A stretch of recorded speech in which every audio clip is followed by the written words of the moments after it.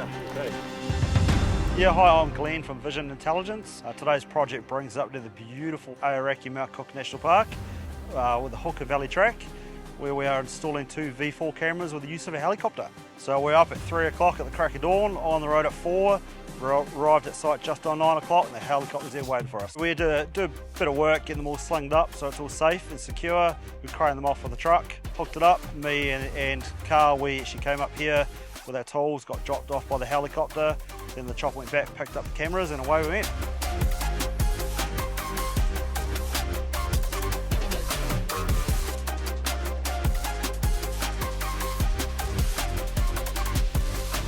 So we're providing security for the bridge. The bridge is actually damaged, and a few tourists are sneaking over the bridge, which is a big safety and security risk for the customer. So we've got 2 fully alarmed cameras either side of the bridge, providing remote access. So this just highlights how versatile our equipment is. We can provide cameras up here at short notice, quick turnaround in some of the harshest conditions in the country. Yeah, it went really good. It was fantastic, nothing went wrong. We couldn't have actually got it any better. Yeah, dream come true to be up here doing this.